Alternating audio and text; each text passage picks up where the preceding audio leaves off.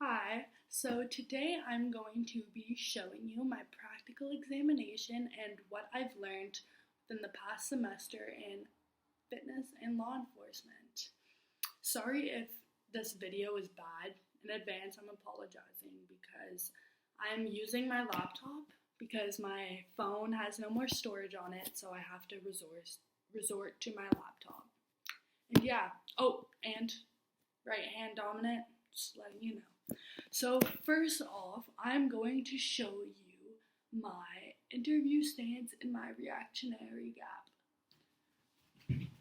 So I like to keep an 8 to 10 feet distance apart from me and my attacker, just because that gives me a more reactionary time for me to do what is best in the situation, whether it's grab one of my weapons or whatnot. So just gives me some time to think. The second thing is I don't like hands in the pockets. I don't like hands on the hips. We don't like that because that just lessens our time to grab something. If our hands are already settled in place, then it's just that much harder to grab something. So we like to have our hands on our belts, not locked, not crossed, just there, so that whenever we need to grab something, it's quick. The next thing is I like to be standing, so my dominant foot behind, so that it's not showing the attacker any of my weapons. My weapon would usually be right here, but in this case, he can't see it, he can't be able to grab it, and yeah, that's a benefit. And last but not least, I like to be off center because that doesn't give the attacker a full charge at me, if that makes sense. No angry full charge, just but if you're off to the side, then it just kind of messes it up. You can kind of see more if they're coming for you and whatnot. So yeah, that is my interview stance and my reactionary gap. Next up, I have the defensive stance.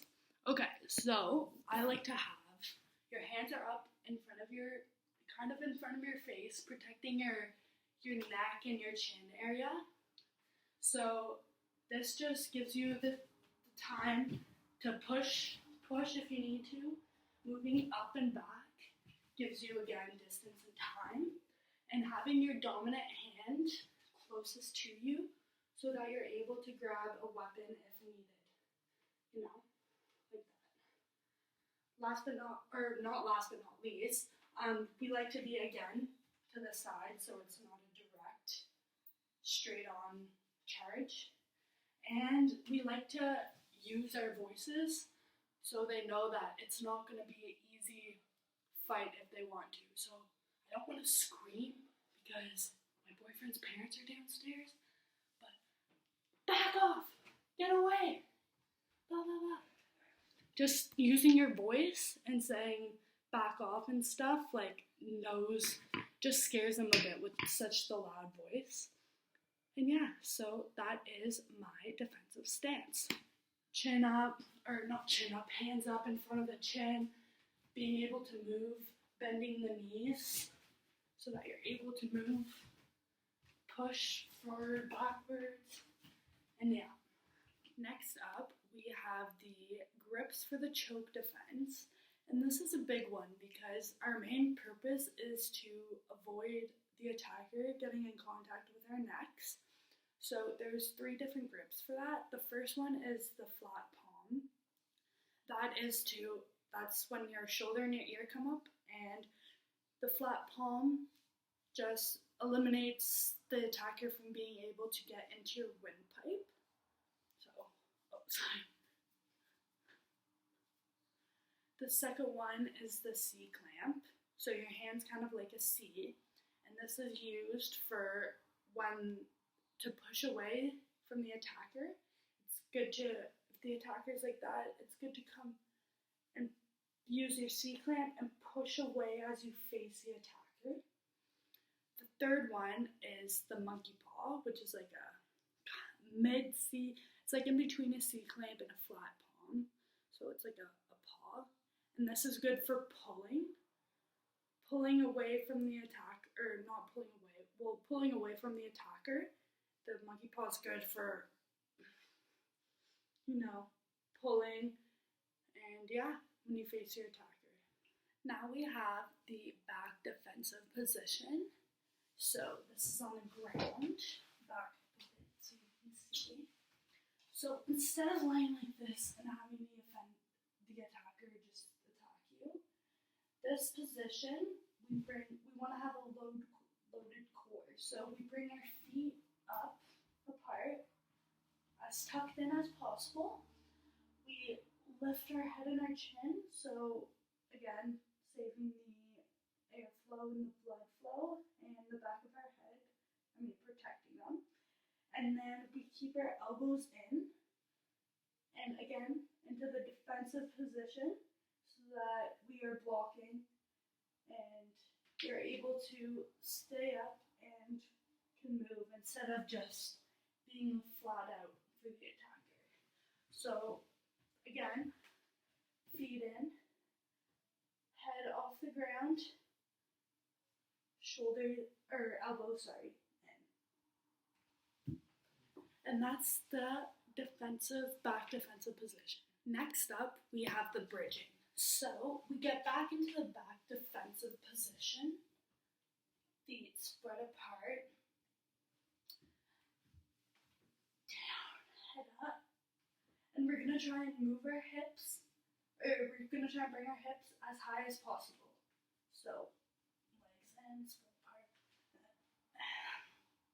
like that. My feet stay planted, and you'll really feel it here, but this is to help unbalance the attacker. So again, elbows stay in as well to protect the face and the neck. So the hips rise. So to get the attacker off balance. That's called bridging. So now we're going to be doing the shrimping.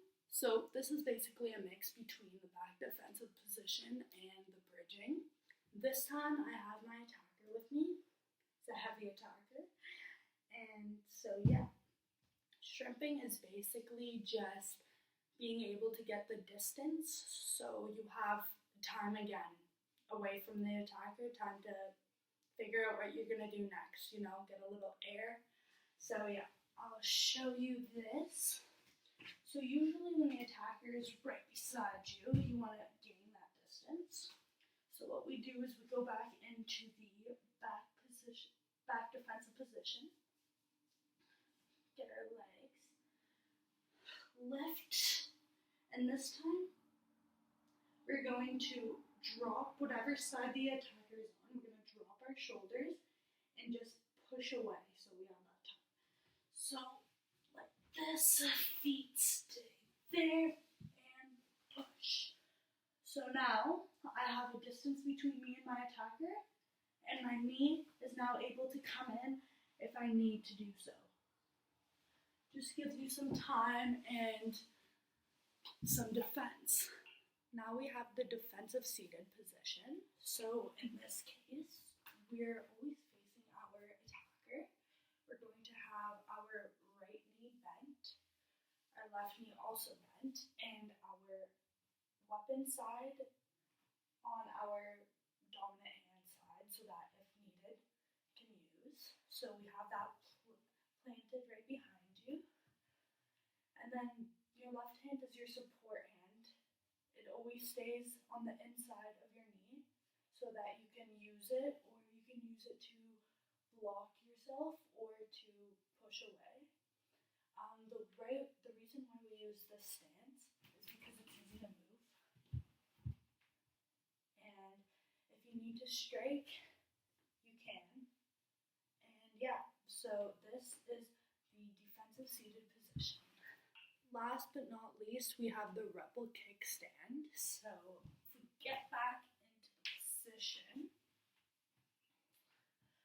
from here, when our defender starts to get up, my target is going to be from of his laces.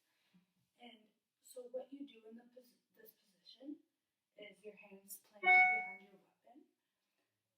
Then you would use your hips to get up and strike with your inner foot their shin. So at that point there, you're able to bring your knee back, your hands still there, and to gain distance from the attacker and yourself, instead of pushing forward to get up, you'll push backwards. That will give you the distance, and your hands and your dominant hand comes up to help protect you as well.